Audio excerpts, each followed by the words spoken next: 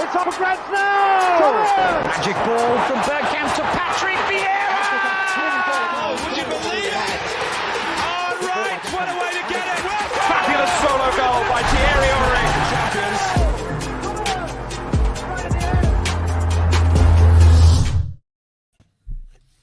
Good evening and welcome to the Arsenal Lounge. Oh, I don't know why, but I'm getting something. 1 second. For some reason, I was getting some sort of echo. So I'm just going to get rid of this. Bear with me, guys.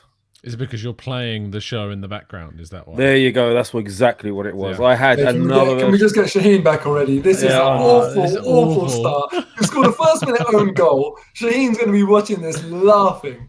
Seriously. Right, anyway, welcome to the Arsenal Lounge. As you can see, Shaheen's not here, so I'm running things, and this is how it goes when it goes like this. So anyway, welcome to the Arsenal Lounge. Welcome, Mo. Welcome, Tom. Before we start, Shaheen isn't here, as you've noticed, and I would like to throw out to the panel, well, Mo already knows, so I'll throw this out to Tom. Tom, I'm going to give you 3 guesses as to why Shaheen is not with us. Go. He managed to get a sale on Facebook Marketplace for those curtains, and he's had to travel to the buyer to sell them. Is that why? That is close, and it's very close, but it's. How can that be very close to the truth? I'll explain it in a second. So curtains, it is not, but I would say it's close in some way. Next. So he's selling something. No, he's not. He's buying something. Tom, listen, I have got no idea how that's close in any way. I'll tell you how. Shaheen definitely needs to pull himself together. Anyway. Right. But anyway, another 2 guesses. Go. Oh, wow. Has he got COVID again? No. But that's very close. It's probably as common as COVID, but it's just a lame reason to be absent. Yeah. Oh, that doesn't narrow it down at all. Tom, like, it's caused by something that is absolutely harmless. Like, you can hold it. It's so harmless that you give it to people to be nice. Oh, here's one. And animals in the farm eat it. Well, like hay. You're talking about hay. Okay, so what on earth? Just tell me what this is for the love of all that's good. Is not here because he has hay fever. Oh, for goodness sake. Come on. That's Can you imagine? Crunch part of the season. Can you imagine if Gabriel next week said, sorry guys, got the sniffles, can't play in the North London derby or something? I just wanted to highlight how pathetic a reason I have been given today by Shaheen for not attending. Our 3rd back-to-back win, massive time, crunch time as Mo says, and he's crying off with hay fever. I thought he'd be gloating at the fact he predicted the score right. That's what I thought he would be buzzing to come on. Oh, did he predicted the score right as well? He's left me right. Oh, God, that's why he's had me on here posted this, isn't it? Well, anyway, that's a nice segue. So, obviously, you guys watched the game. Mo, you were there, I believe. Tom, were you there at the game? No, I was covering it. So, yeah, unfortunately didn't get to go, but it looked incredible from the scenes. That's for sure. Yeah, okay. And Mo, you were there? No, actually, I couldn't end up going because, well, just various issues. I won't go into that, but I couldn't end up going, which is a bit annoying for me. But, family first, right? So that's the way. Oh, yeah, obviously, with your commitments, etc. So, all right, let's just start then with your thoughts on the game. Mo, I've seen your thoughts on your channel. I looked at some of the shows you've had on there, especially your 5 that you come up with as well. So there's a few questions I'd like to ask, but just let me know what you thought of the game. It's quite obvious, really. But high level, what I would say is that a massive crunch game, given the stage of the season, not made any easier due to the fact that Tottenham played just before and they went and got a really good, solid result and looked good as well doing it. So, if the pressure wasn't already enough, it's just boosted even more hours after your rivals have won. And I thought the boys dealt with it really well. And in addition to that, I think what the other surprise might have been was that I personally was expecting an even less strength West Ham team. So, you think about crunch part of the season, the Arsenal boys, they're faced with playing after their rivals have just won and then also a stronger team than they might have guessed. Overall, they got the job done. They dealt with it quite well and they established decent control over the game at the end of it. So, yeah, really good as far as I'm concerned. I mean, Tom, Mo's sort of said what I was going to say in the sense that there was a lot of pressure on us after that result at the toilet bowl down in Tottenham, 3-1 they won. So we were worried about how we were going to sort of react. I personally don't think we played very well in a sense as a team in the way we actually played football. Our passes are going astray. I don't think we played the best, but there's a new spirit there, no? Oh, there absolutely is. I mean, you look at this team and it's just defiant. It's defiant and it wants to turn things around. It wants to get where we want to go, which is the Champions League. But there are worries. You know, it was a concerning performance. It wasn't. I think those that described it as a poor performance are probably going a little bit over the top, because I think there are lots of positives that you can take from that game. And you know, I think if we'd had a really top-class striker, we probably would have won it comfortably, because we actually created plenty of clear-cut opportunities to score from.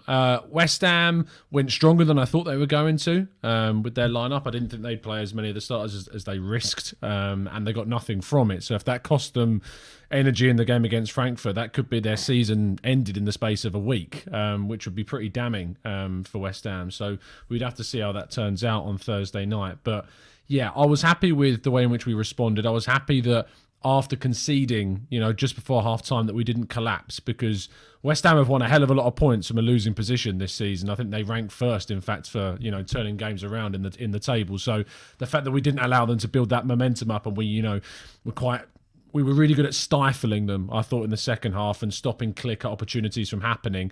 And then we took the opportunity that ultimately fell to us when it mattered. But I felt that, yeah, we could have won by more quite comfortably if we'd have been more clinical in the final third.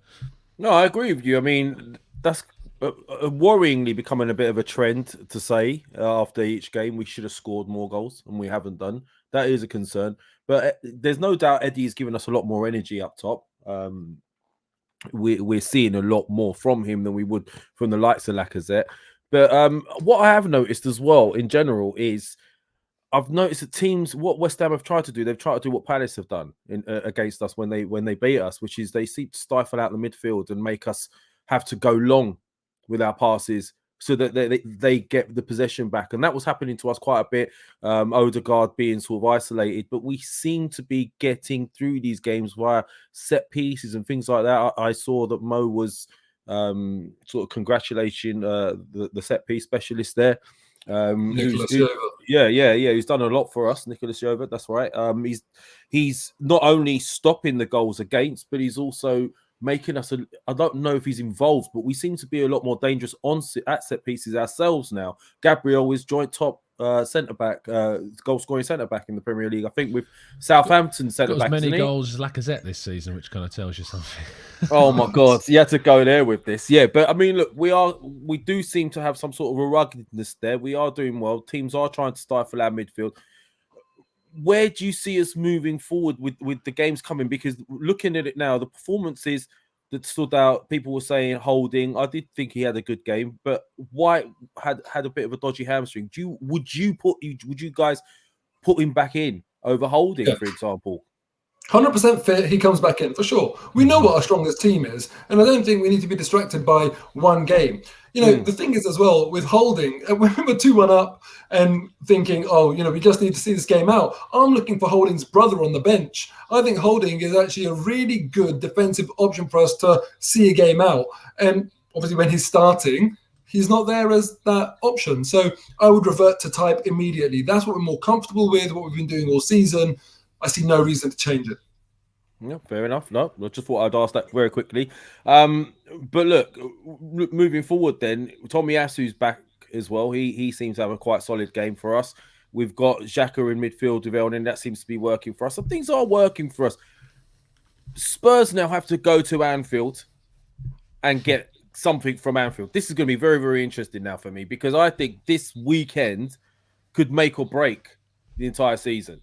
It's this entire weekend, because if Spurs go and lose and we beat Leeds, you can more or less say we've got what, a 5-point buffer We do have a 5 point. Going into that North London derby, and as Mo rightly said on his show, I think it was yesterday or today, if we go into that being able to afford a loss, it'll be a nice buffer. But we don't. If we win at White Hart Lane, it's game Top over, four. right? Yeah. Top four. Top four guaranteed. So this is epic at the moment. This is starting. This season is turning out to be something of a spectacle and so unpredictable. And the West Ham result confirmed Europa League for next season as well. Yeah, exactly. Yeah. So I mean, what do you guys see this result as advantage Arsenal now? I mean, Tom, I'll ask you. Go on, Mo. No, go on, Tom. You go for it. Yeah. I think it's advantage Arsenal. It's Arsenal's to lose. I hate using that phrase, but it is. I remember when we were talking ahead of the Chelsea game, saying, you're comparing the fixtures between ourselves and Spurs, and none of us would have, we would all swapped our fixtures. I think, we had to go to Chelsea, we had to host United, away to West Ham, and of course travel to Spurs. And whereas Spurs, they had a few tough games. You looked at that Brentford game; it's a tough fixture. Going to Liverpool, it's tough. But having the North London derby at home, and then the rest of your games, you've got games against Burnley and games against Brighton at home. Of course, we know that to be a struggle ourselves. But then you've got Norwich on the last game of the season, and you would have thought, with that run, no one gave us a hope. I mean, our very own Shaheen said the season's done. It's over. Is that why he's not here? Is that why? Wait, to be fair, I had said that as well. And Mo as well mentioned that. I put it in the chat as well to the guys. Sorry to interrupt, Tom, but what did you guys think when we lost those 3 back-to-back? Did you think we would be here now? I thought that the chances of getting top 4 were gone, next to nothing. Right? Yeah. Well, not not gone, gone, the season but was over. I feel very like unlikely. Yeah, when that happened, I did say at the time, it's an opportunity now for the players to, really step up with those massive games on the horizon, including the North London derby. But boy, did I think we'd go and do this in the next 3 games. It's a nonsense, isn't it? It's absolute nonsense. What are Arsenal doing? What are they putting us through this season? Let's go and lose those 3 and then win these 3. I mean, in a way, they're making all of us look like idiots, because I dread to go and look at my tweets back after the 3rd defeat of that losing spell. What I must have been saying about Arteta and how I feel about the club. Oh, I said he has to go. Oh my God! After the City game, I was saying I think I titled the show "Arteta should be sacked" at that point. Yeah. And then it makes everyone look like a mug. It makes everyone look like a flip flop, and Arteta will come out of it smelling like roses. So what can you do? Well, a quick question, because this is where I'm sort of like at odds with myself, because at one side, of course, I'm really happy we won 3 back-to-back, against top ties, right? Let's be honest. Those 3, when we were looking at the fixtures, we thought the other 3 that we'd lost, we were going to get something for those 3 games, and then it depends on what happens in this period. But that's not how it's transpired. But should we be happy, or should we be ruining the fact that those 3 games that we dropped those points, had we picked up anything, 2 or 3 points from those games, this is where I'm at odds. I don't think you should be at odds, Lev, to be honest, because I think you can contextualise those 3 games, because, we had the international break before that hit. And over that international break, before the international break, we were playing with Tierney, in the team, Thomas Partey at full fitness. Tomiyasu was out, but it was balanced. The back four was balanced by Tierney being there and playing a more disciplined role.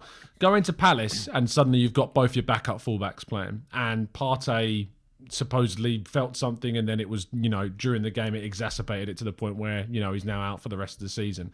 And that hit us really hard, as well as the fact that Crystal Palace played fantastically, probably their best performance of the entire season as well.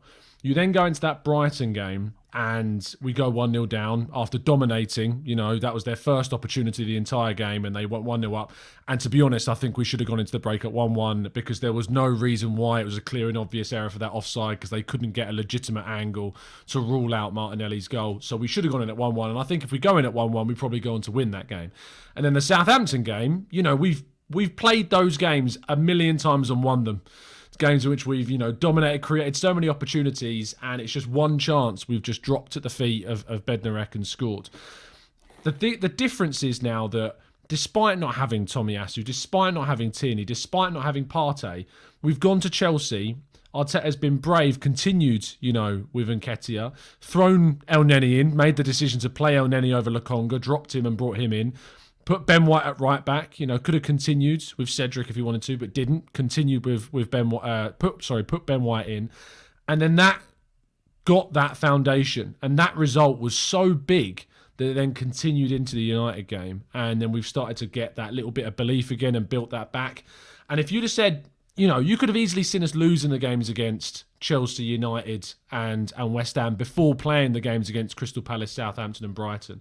But the fact that, we've won these three instead of those three, I think gives you that bounce at the momentum to push forwards. So I don't think, we'll obviously look back and say we could have won those games against Southampton and Brighton, but I think there are certainly reasons to not feel too regretful about them. Do you feel the same way, Mo? Because I feel like had we got, say, 6 points out of those 3 games, top 4 would already be secured, wouldn't it?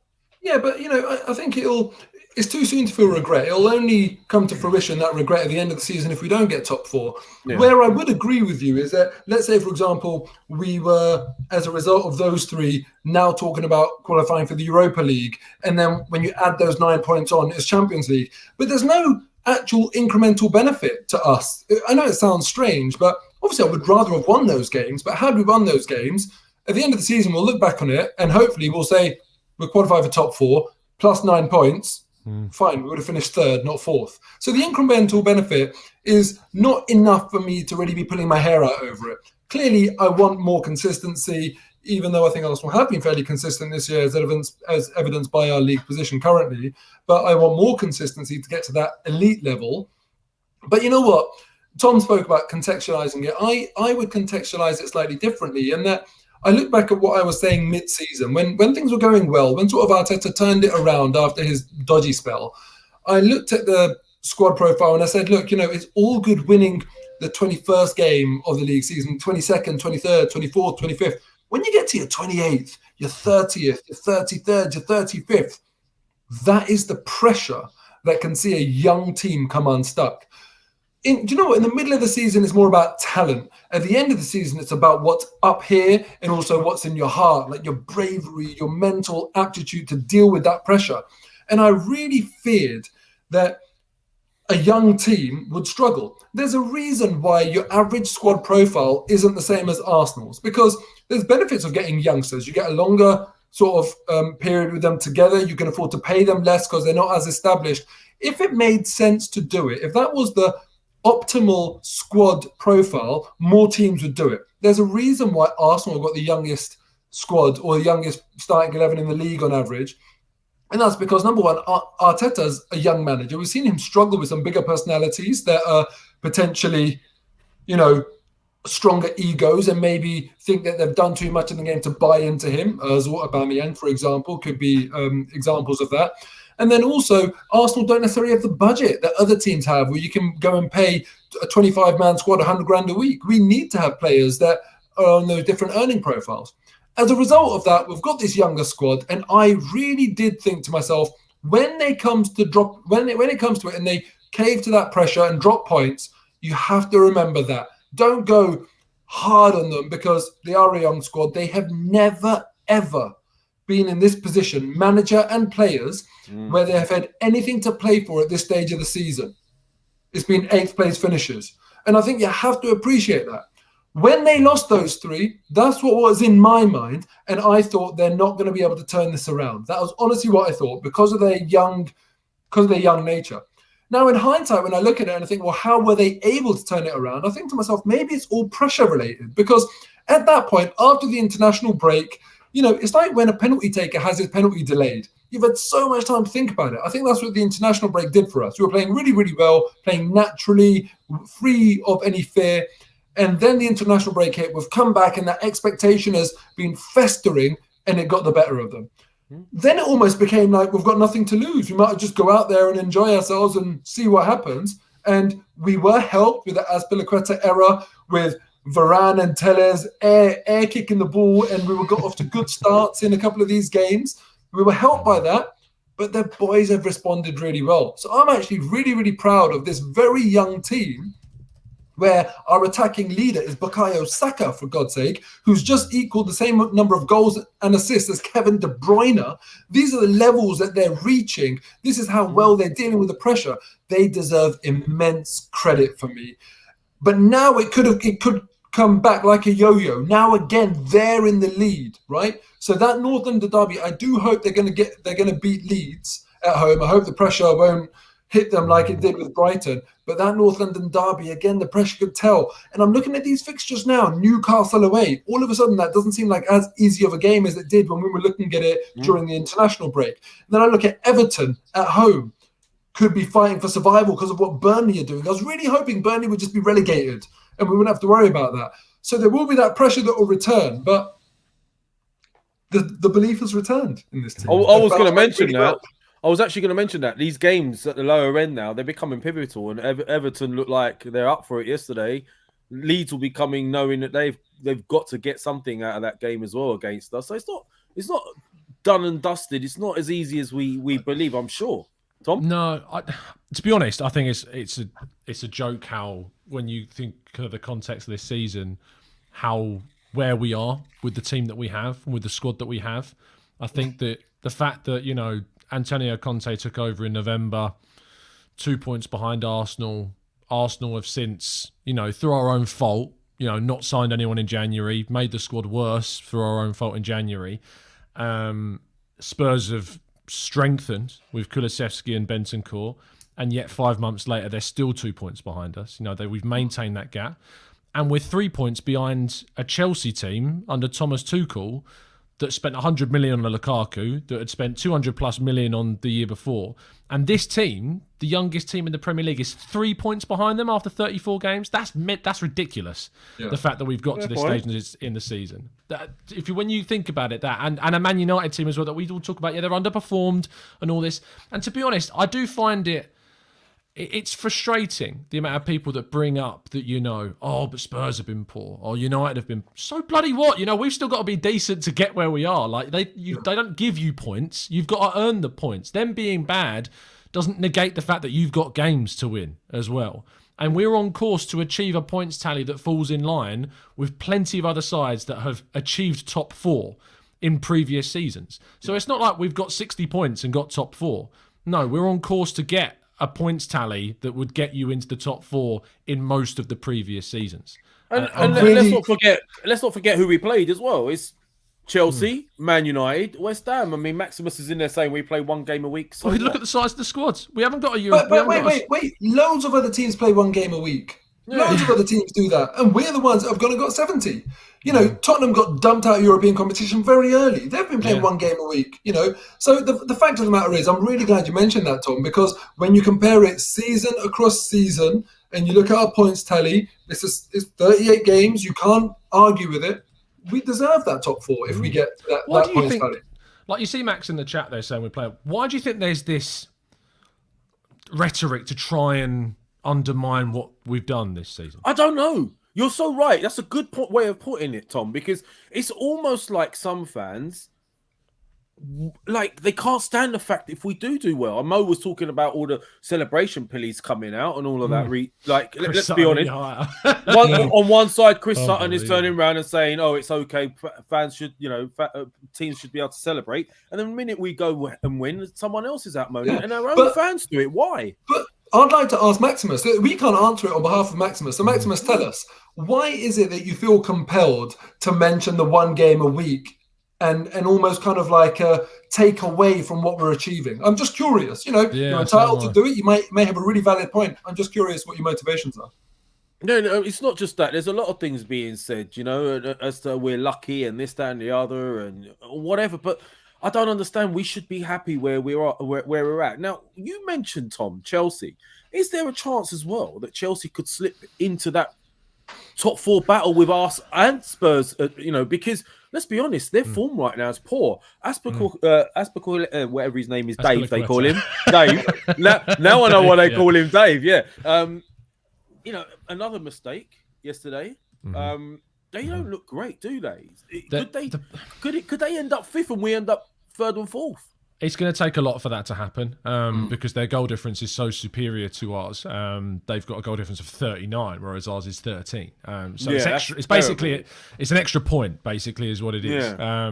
And the thing about Chelsea is that for Tuchel, they've got an FA Cup final, which is what they're focused on. For the league, it looks like they haven't really got too much to play for. They played an Everton side at the weekend that had ultimate motivation to win their game. They have to win every single game to try and have the maximum chance of staying up. Chelsea in a Premier League game don't have a motivation. And that's probably one of the reasons why they didn't really turn up against us either. Because there's this weird... It's like when Arsene Wenger described the games after we'd won the league and still had to try and become invincible. Overcoming that barrier of, already being champions, already have achieved that objective, to then have games left is a really difficult mental barrier to try and overcome. So that... for me, for Chelsea, that is going to be their block. I mean, the games that they've got left this season are quite favourable. They play... next, they play Wolves at home, and Wolves have been dreadful. They then go to Leeds, which could be another game that they slip up, because, again, Leeds have got that extra motivation. They then play, and that's a midweek game, that Leeds fixture, and that fixture actually comes, ironically, 3 days before the FA Cup final on Saturday, which is a hell of a fixture scheduling that they've been given there. If they lose that cup final, which I feel that they will, I feel Liverpool will be too good for them, then they go and play Leicester the following 5 days later. Who've also been dreadful. But again, who knows? They may be out of Europe and they may want to finish as high up in the table as possible. Who knows? Then they're at home to Watford, who should be relegated on the last day of the season. But those teams, when they're already relegated, they're weird. They pick up weird results because they've got nothing to lose. They've got just playing for basically the players are playing for a move at that point to stay in the Premier League. So you see some weird performances. That's why I'm not ruling out a weird Norwich result. They're only one loss away, aren't they, Chelsea? Only one loss away from being dragged into the mire. Of course. They're one loss and one win for us away from being level on points. And then if they drop anything, they're in it, And all of a sudden, the mental side, especially if they lose that FA Cup, could be massive. But I think, realistically, there's 4 games left this season, and we need on 2 match days for it to go our way. So we're looking at 50% of their games. We're hoping. The odds are not in our favour because of that goal difference. If the goal difference was close and we could just rely on one defeat for Chelsea and bridging that goal difference gap, then I'd say let's entertain the conversation. But it'd have to be an awful end to the season for Chelsea for that to happen, which is not impossible. I just think I'm not holding my breath. I mean, going back to the game, guys, very, very quickly before we move on to this coming weekend. Couple of things. I know Eddie's made a big difference since coming in, right? Would you guys offer him a new contract based on these performances? I mean, we're talking about the goal difference, for example, right? We were saying last week's show, Odegaard has got the most goal chances created in the Premier League. Right up there. He's the highest. Yeah, you look at our goal difference, it's poor. We're not scoring. We should have scored again this week. Mo, I know you said that he had a great game, and Nketiah did have a good game, but I still feel he had enough chances to get another one to put the game out of reach. So what are your thoughts in regards to Nketiah? I'll start with you, Mo. I think Nketiah played absolutely brilliantly against West Ham, and honestly, I feel like it's been completely underappreciated because he didn't get that goal. Football fans so often are so blindly led by goals and assists that sometimes look at what a player is doing for the team, look at the story of a game, and what that player is doing to help that team manage that game. If I was a manager, I would have been over the moon with Nketiah for his performance. The amount of running he did in the channels, he gave Kurt Zouma a really, really tough game. He was dragging him everywhere across that back line. He was popping shots off where, I feel like they could have been better. They could have been top corner, not bottom corner, made them unsavable. But I mean, you've got to be fair to a player in terms of looking at what he's done. I thought it was a brilliant centre-forwards display. Not only that, he was dropping deep, picking up the ball, running with the ball, getting involved defensively. For our first goal, he was the one that picked the ball up, ran at the defence, got the shot off, won the corner. He also did that right at the end of the game as well, in terms of doing exactly the same thing, that won us the corner, that brought all the possession and pressure up to the goal that we're attacking. it was a brilliant striker's performance. Now, obviously, we have to talk about levels here. If that was Thierry Henry, I wouldn't really be batting an eyelid, yeah? But it's Eddie Nketiah, and in context, it was a brilliant performance. So I think he deserves a massive pat on the back. I would have loved for him to get the goal. I think it would have really crowned it off, and then I think he would have got the credit that he deserved. But, you know, he's clearly not the person I want leading the line for Arsenal next season. I'm happy to give him his credit in abundance on this brilliant game that he played, and in recent weeks, the energy and the difference that he's made in this team. But he's not the man to lead the line for Arsenal next season. But I would give him a contract because I want to protect the value of an asset at the club. Simple as that. Maybe that's the accountant in me coming out. I'd much rather give him a contract and put a 20 million release clause in there rather than letting him go for free. It just makes business sense. So you're basically saying just give him a contract so that if we sell him, we make some money on him. But you don't see him leading the line long term. Yeah, either he does a job for Arsenal next season and, you know, continues to flourish and becomes better and better and better and becomes a proper Premier League, you know, top level striker, or we eventually move him on and get some money for it. Tom, would you give him a new contract? Would you keep him?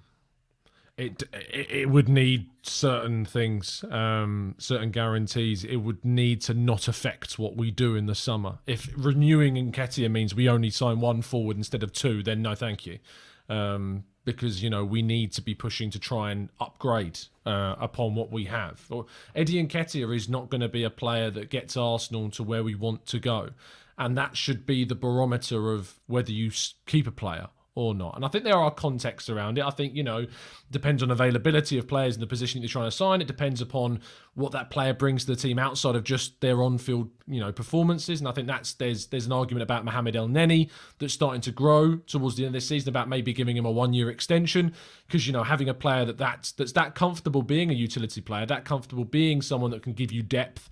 And I think, you know, has come in, and I haven't really missed Thomas Partey whilst Mohamed El-Neni's come in for him in the games against Chelsea, United and West Ham. I mean, we've won all three with him playing. So, you know, but with Nketiah, I think there's been examples in the game against Manchester United and against West Ham that if we had that, you know, top-class striker, we win those games far more comfortably. Against Man United, he had the chance put through by Odegaard, smashed it at De Gea, a better striker scores that.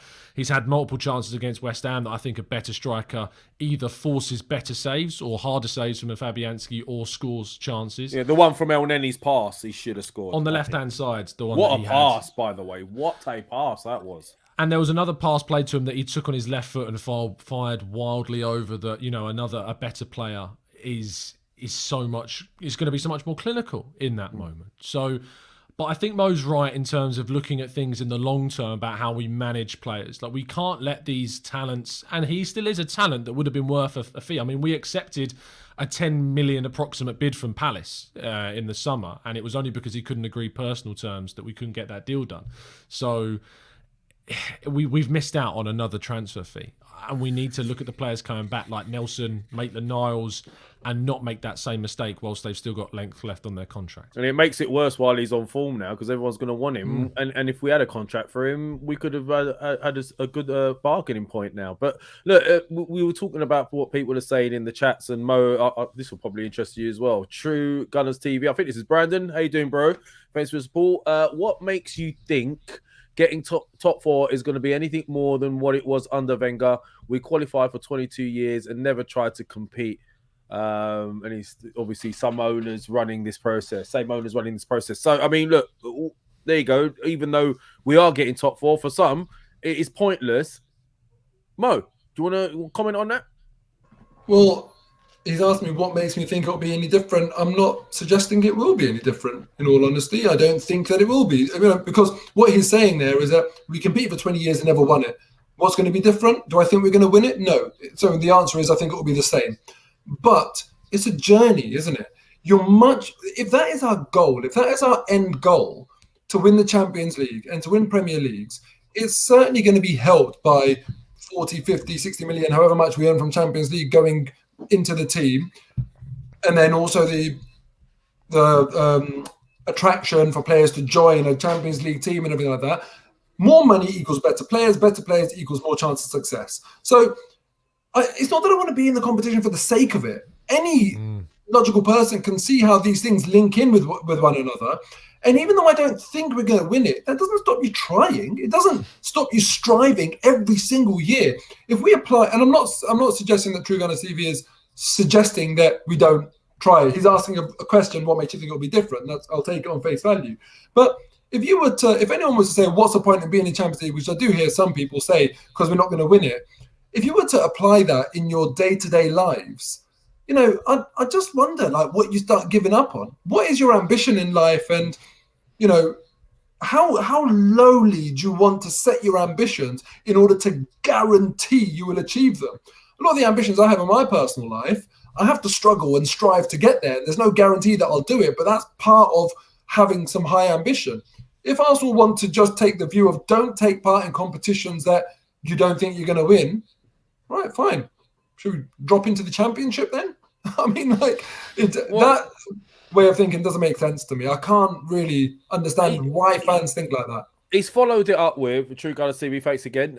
Forget top four, start competing like we were told we would be 18 years ago when we smashed down the Highbury. Now, look, this is a question I have to ask, though, to our fans. How do you gauge progress? How do you gauge progress? Because if you're going to turn around and say, right, we finished 8th, Arteta's not good enough because we finished 8th twice. So then he gets you into top 4. And the next complaint is, well, why are we even bothering getting into top 4? Because we're then going to get... So, hold on. Is it not a way to gauge progress that you finished 8th last season, you finish 4th this season or 3rd, whatever, where you finish in the top 4, you get yourself into Champions League. Isn't that a way of gauging, hold on, we're starting to turn the ship? Okay, it might be like the Titanic doing a U-turn. Yeah, it's taken time. But it took Liverpool time. It took Man United time. Before Man United and Alex Ferguson, when he came in, won the league, Alex Ferguson almost got sacked. And they went 20 plus years without winning a title before he came in. So why do we have this sort of, I don't know, like, belief that we should just be competing just because we're Arsenal? It don't work that way. I think if we finish in the top 4, it's a way of gauging progress. No, it's not a way of saying we're going to be winning the Champions League, but it's a beginning where your foundation is at a higher level. We've gone up a few stages and we can build from a higher level with better players, surely, Tom? Yeah, and we've just spoken about Nketiah not being the guy that we necessarily want leading the line. Yeah. Champions League, money-wise and attraction-wise, gives us that opportunity to get someone better than Nketiah, right? Of course it does. Absolutely. I think, look, at the end of the day, the word standards comes up a lot. I notice in discussions, like, what are the standards of Arsenal Football Club? Like, we shouldn't be where we are. We should be competing for titles, and we absolutely should be. Like, there's nothing wrong with saying that Arsenal Football Club should be competing for titles, should be in the Champions League and aiming to win it. That's where we should go. But the thing is that, from what's happened prior to, say, 2020, the 10 plus years before that, the end of Wenger's era, into Unai Emery's era, going backwards, and that bled into the start of the Mikel Arteta era. And I think the first 6 months to the first full season of Arteta, mistakes were made. Mistakes that were made by Emery, mistakes that were made by Wenger. The issues is that they weren't addressed under those two managers. They didn't address those mistakes. In 2021, and starting in that summer window, we addressed those mistakes. We thought, no, we're going to rip up the floorboards with this and we're going to start again.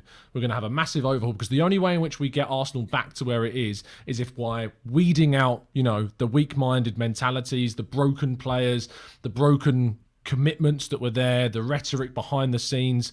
And I think we all know that the Cronkies aren't going anywhere. Like, they're not. And ultimately, the best way to overhaul a club would be sell it, get new owners in, start again. But realistically, that's not going to happen. So the next best option is to rip up everything else. Rip up the squads and start going down a different pathway. And we're doing that. And that's why I think you've seen us compete this season for a top 4, which no one expected us to, really. We should be, because we're Arsenal Football Club, but no one really expected us to with the club that we, the squad that we have. The way in which we've invested more money in the 2021 summer than any other team in the Premier League. We've invested over £1 billion, since the Cronkies took over on players since 2007. But I'd say that 90% of that, has been seen as part of the regression. Well, clearly then 90% of that billion that we've spent on players sent us in the wrong direction. Some of those were good players, Alexis Sanchez, etc., good players. But now we're starting to see us sign good players that take us in the right direction. And Edu talked about in a recent interview with ESPN Brazil, you probably saw it, where he said, look, we did what we did in 2021 to balance the squad, bringing in those young players, getting the age profile lower. But our next aim is to sign that next player, that big player.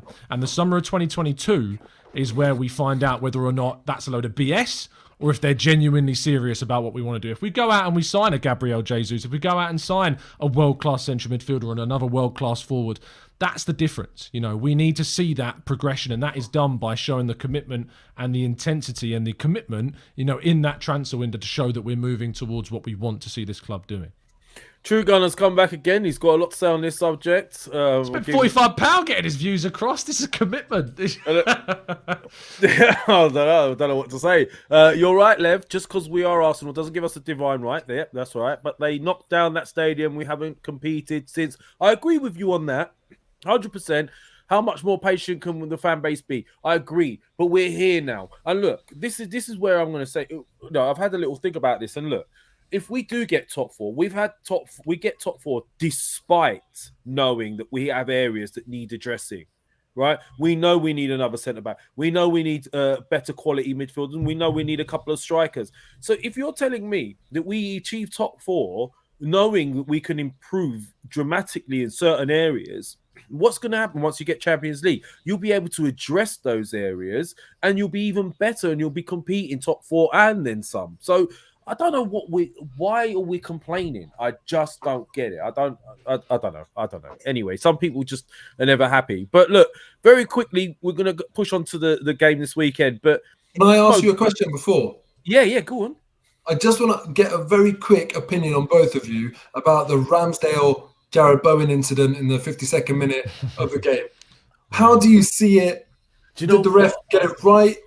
I see it. Ramsdale's an idiot, to be honest. With the most respectful view possible, I think he was a bit idiotic in that moment to do what he did. It fell in our favour. It fell in our favour.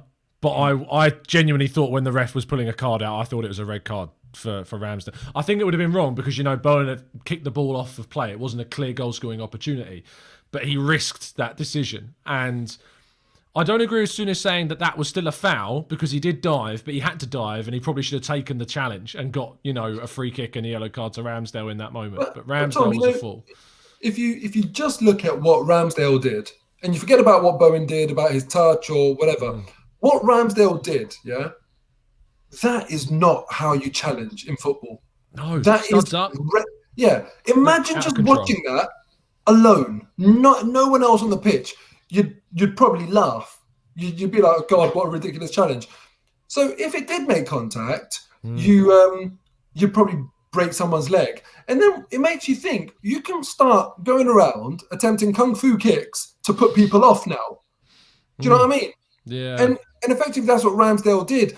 I don't think a player should be forced to get in the way of a challenge in order to, you know, retain the benefit for his team.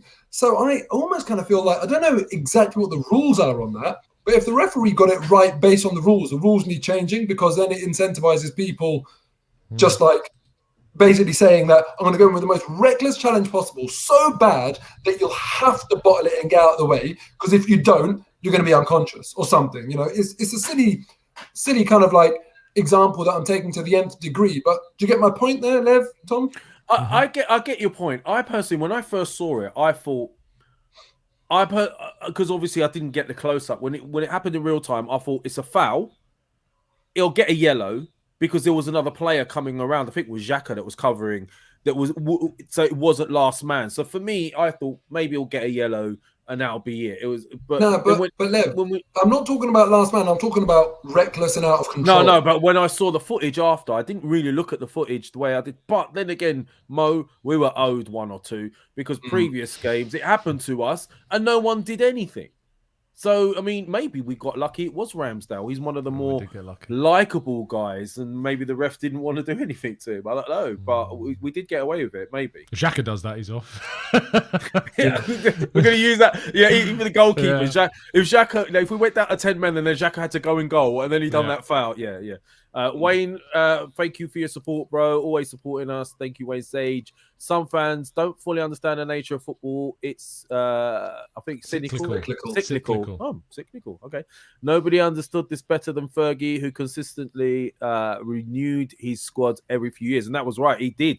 One thing I will say about Fergie, he kept on breaking down old teams and restarting them better than anybody that I've seen in history. He's been ridiculous. But look, we're here now. Mo, did anyone want to touch on Chris Sutton's comments before we move on very quickly? Do we really? It's just funny now. It's just motivation. And James really O'Hara's back as well. Yeah, look, but do you know what it is? Look, let's cut right to the core of all of this. Let's do it, Mo. It's a tried and tested method for social media attention and engagement. When Chris Sutton said it, we've seen him tweeting before about teams should be allowed to celebrate. I don't think, honestly, he believes what he's saying there. No, there's such a pressure to stay now, because the thing is as well, a lot of footballers that are coming out of football, that are retiring, they want to root into the media after their careers finish. And one of the best ways to do that is to be very divisive, very spontaneous, create engagement, because that will get you, into certain places without a shadow of a doubt. So Chris Sutton, who was previously, to be honest, like, I get that he was kind of old school and, he was known as a little bit of a grumpy goose and stuff like this, but his comments have begun to get him, he's on BBC, he's on BT, and it's the same for like people like Jamie O'Hara. Jamie O'Hara is an irrelevant footballer. There is no reason why his experience in the game of football should put him on any kind of, place over someone else who's achieved more. The pure reason is because of what he says, and that he's willing to probably contradict his principles about what he genuinely believes to keep him where he is. So it's like Roy Keane. Sometimes you look at him and you think to yourself, "Oh, for God's sake, come on!" And I kind of feel like he knows that he's that out there sort of opinion that creates that conversation, and he's got this persona, and it works. That's why he gets invited back. It's very hard. Look, I was on Arsenal Fan TV for many, many years. I know how hard it is to, like, just not that I would compete, but when you look at the numbers, how hard it is to stand up to anyone else who doesn't necessarily want to give reasonable opinions with proper integrity about what they believe in. What I say online, and what I said on AFTV, is genuinely what I would say if I was chatting to my wife about the game in bed at night, for example. Not that I would do that. Please don't get any images about my I shouldn't use that example. Anyway, Dave, do you think we'll be playing? We just got a little insight to Valentine's Day in his house there. Poor woman, honestly, very, very poor woman. My point is, when you're talking off camera, do you truly say what you're saying on camera, or are you playing a role on camera? When it comes to Arsenal Football Club, let me tell you right now, people are playing a role because they know if they want to press any button for engagement and for their bosses to say, "Oh, this guy gets good engagement," it's pressing the Arsenal button. We're the idiots that fall for it. Why do you think Piers Morgan has got so much flipping publicity off the back of Arsenal, and he continues to do so? They want to take pelters because every single time it's engagement. We're the mugs. There you go. Cliff, thank you for your support. Realistically, I realise that we are in the top 4 hunt because teams around us bottled it. Not great play, but I will take that all day, lads. I think we're being a bit harsh on it. That's rubbish. Come on, we have played some good football this season. I think we have. We'll play some decent football this season. Well, but the table don't lie, does it? Can you put that comment back up again? I can, yeah. There you go, mate. All right, Cliff, I'm going to rephrase this, and I want you to come back to me and tell me if you agree with how I'm rephrasing it. Realistically, I realise that we are in a top 4 hunt because teams around us bottled it and we didn't. They can bottle it all they want. It doesn't mean that we have to play well and get the points on the board. We could have bottled it too, right? So you're doing a bit about giving those other teams stick without giving us credit. Give us our credit. We didn't bottle it. For context as well, we're on 63 points right now with 4 games left. With 4 games left, we are 4 off the points tally that got 4th last season. We are 3 points off the points tally that got 4th in 2019-20. We are 8 points off the points tally that got it in 18-19. And that's 7 points off our tally from that season as well. From the season before, that's when it starts to step up. 75 points got Liverpool fourth in 2017-18, 76 points got Liverpool fourth in 2016-17, which is the first year that we finished outside of the top four. And then the last time that we did, we finished on 71 points and came second in 2015-16, which is 8 points where we off, with our still 12 points available to get this season. So it's not about where they are. It's what we've done. Yeah. Hold on. With the facts. Thank you for the facts, Tom. And you guys in the chat coming up with some interesting questions and points. Please smash the likes if you haven't already, or tap the like, whatever you want to do. If you haven't subscribed, where you being, please subscribe. Shaheen, I know you're watching with your hay fever, but this term that everyone's saying, bottled it. The other teams around you bottled it. I've been thinking about this as well during this show. And every season, isn't that the whole point? You go into a season to fight for a title or to fight for a position in the table, and some will make it, some won't. Some will bottle it under pressure, some won't. Isn't that every season? If your team doesn't make top four or doesn't win the title, could you not argue, we bottled it because he didn't win this game or that game? That's why teams don't win the league or make top four, because they don't handle the pressure. They lose games more than others lose games. So where does this terminology bottled it come from? I mean, if everyone else has got less points than us, it's got less points than us. That's it. Yeah, I mean, you have to look at, it's the eye test, isn't it? You can't just say, they bottled it because they didn't do it. You have to look at the games and see how they've reacted to pressure. I think it would have been fair enough thing to say to Arsenal after the 3 defeats that they're bottling it because, we just did not deal with the pressure. But since we've kind of turned it around. But let's say, for example, Liverpool don't win the title and Man City win it, but they win all their games. You can't say Liverpool have bottled it. It's becoming this default saying that I think really should only ever be used as a gospel when it comes to Tottenham Football Club, because they are just a bunch of bottlers. Other than that, it's a bit used over frequently. Do it again. Well, a nice segue for the weekend coming up then, because this is it, guys. We need to talk about this and I'll get the predictions as well. So this weekend is huge. Spurs are playing Liverpool on Saturday, 7:45. Then on Sunday, we have Leeds at home. How do you guys feel this is going to pan out? Because there's a whole host of permutations here. I'll start with you, Tom. What's your gut instinct on this? What do you see happening this weekend, mate? And at the end of this, give me your prediction for the Arsenal game as well. Well, for the Leeds game, I think Leeds will attack us, and because they need points. I don't think they can afford to really kind of sit back, because they know if they sit back, Arsenal will eventually probably wear them down. I know that we have struggled at times to break teams down with a low block, but eventually with Leeds and the available players to them, I think they may have lost Cooper and Dallas from this game as well. I think they may be out. There's a chance. They're definitely doubts for this weekend. So that would be a huge loss for them. Is Phillips back for them? Phillips is back now, yeah.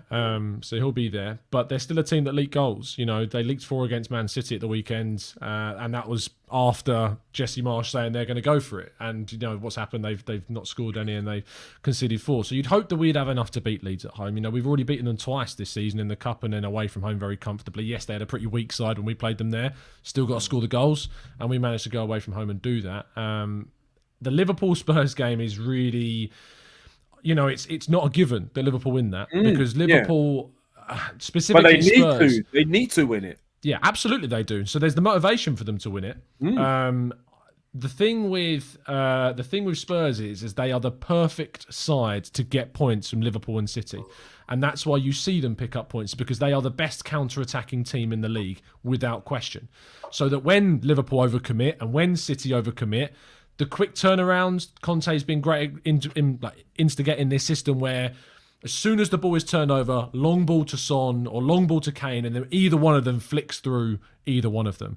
And they're through, and they're really good at taking those chances. So I would be optimistic and hope for just a draw, because I really think it could be a draw. But there's part of me that really thinks that Spurs will still come out with a victory in that game, because they're just so good at getting points in those games. But I'm hoping that they do drop points and that we win, because if we do, it does mean that the North London derby is possible for us to get top 4 on that day, and that would be something quite special. And can you imagine how much Spurs would be bricking it that day? Because we'd still have the buffer. We just need to make sure we don't lose that game, really. I think there's enough against Newcastle and Everton the last 2 games for us to clinch it anyway. But that's big. Has Shaheen given us his prediction, by the way? Because he's leading the table. Shaheen, if you're in the chat, which I know you are. He gave it to me earlier. Oh, did he? Oh, right. Okay. Cheers, Shaheen. What is it, Mo? I can't even remember. I don't have my phone on me. Oh my God, he's that memorable. Tom? What is your prediction, mate? I will stick with my 3-0 from the West Ham game and go 3-0 against Leeds. Because it served you so well in this one. You've gone back. It served me pretty well against Chelsea to predict a win in that one. And I said 3-0 against United and we scored 3. So, it's not been too bad. So that was pointless because it has no reason for you to. You know what is pointless? Being bottom of the table. That's what pointless is. Oh, it's not. I'm not pointless. I've got 7. True. Counts for nothing at the end. Wait. This game is hotting up like the table is at the moment. Like coming into these. Tell you what, though, we will all get top 4. Yeah. I'm probably going to be 4th, but anyway, Mo. So you've given me 3-0, yeah? Mo, your thoughts on this weekend, Spurs, Liverpool, and then Arsenal, Leeds, and your prediction? Well, look, it's 20 hours in a Premier League season that spans 9 months that is absolutely going to define Arsenal and Tottenham season, in my opinion. 7:45 Saturday, 7th of May, Liverpool play Tottenham at Anfield, and then 2 p.m. Sunday, 8th of May, Arsenal play Leeds at the Emirates. And it's just a massive, massive moment for both of these clubs. I'm looking forward to the games only because it's us playing Leeds and them playing Liverpool. If the shoe was on the other foot, I'd be really flipping nervous going up to Anfield. I get that Tottenham have a chance because look at Son. He played fantastic over the weekend against Leicester. Kane, we know he can always get a goal in any game. So I do think Tottenham have potentially got goals in them. But Liverpool are playing incredible right now. They're on an incredible run. And I just have to, as an Arsenal fan, have to hope and expect that they'll do the business. And Arsenal at home to Leeds, look, it does become tricky because Leeds do have a lot to fight for and a lot to play for. But I believe in this team. I've said that. I've lost belief. I've got the belief. I've lost the belief. I'm just hoping this time the team keep my belief. I think Arsenal will win 2-0 against Leeds. 2-0. Right. Lovely. And Shaheen's just messaged me. He's obviously told me what is his. But Mo, you can tell us what Shaheen's prediction is as well. I think it was 2-0 as well. I can't remember. Yeah, 2-0. So you both gone for the same result, yeah? Yeah. I'm going to have to do something different to try and catch you guys up. Wayne says Leeds play the kind of football that is good for us. They play so open and even more so because they need the points. Liverpool is fighting for the title. They'll beat Spurs. Let's hope you're right, Wayne. Well, based on that, I'm going to go... Well, firstly, this Spurs-Liverpool game... Liverpool-Spurs because they're playing at home. But I do think Liverpool will win because as well as they do play on the counter, I think Liverpool are a little bit different.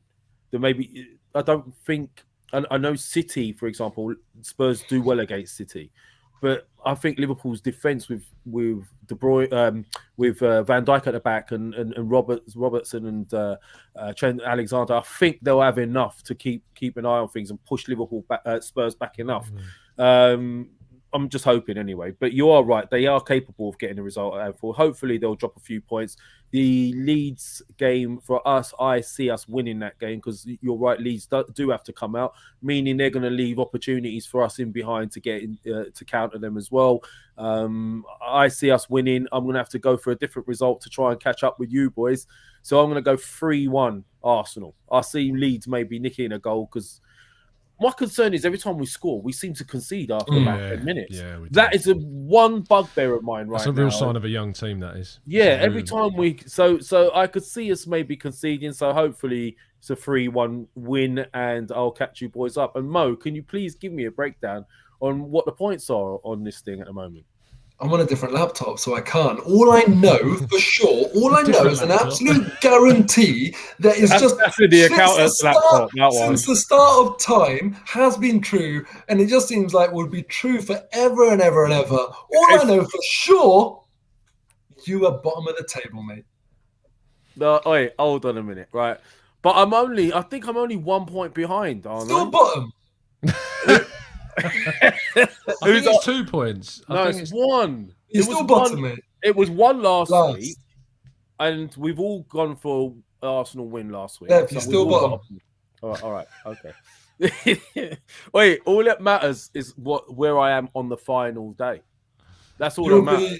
You'll be at a restaurant paying our bill. You bastard. Oh, God. Do luncheon vouchers still work? I just wanted to know. Like, no, all right. No one even knows what they are. Okay, well, look. So we've all gone for an Arsenal win. Shaheen's gone for 2-0 as well. It's a huge weekend. Let's hope Liverpool do us a massive favour and beat Spurs, so that gives us a nice buffer going into that North London derby. Anyone want to finish on anything particular? Mo, do you want anything you want to add before we go? It's sort of hour mark. Rocket Ronnie O'Sullivan is on the verge of making history in the snooker, in the World Championship, and equaling Stephen Hendry's record of 7. So tune in. What an absolute legend. He's an Arsenal fan as well. Thank you, Mo. All right, and Tom, any interesting facts or any random questions you want to give us or anything like that? Oh, yeah, random question. Oh, actually, no, I do, because one of my members actually sent me a question that I should ask to you two. Would have been you. What, three. actually specifically ask us? Yeah, specifically. Making this up. Let me just get it in the Discord server. Here we go. He says, what? Because I went to Foles on Saturday night at the Olympia in Kensington. It was a brilliant gig. If you're not into Foles, you should go and listen to them because they're great. But what has been the favourite gig or festival or act you've ever seen live? Ooh. Oh, man.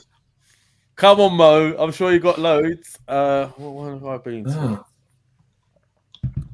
The best artist act you've ever seen live? That's a good question. And you can't bring up Arsenal again, Mo. You like last time. Yeah, Dennis Bergkamp was by far the greatest artist I've ever seen. Do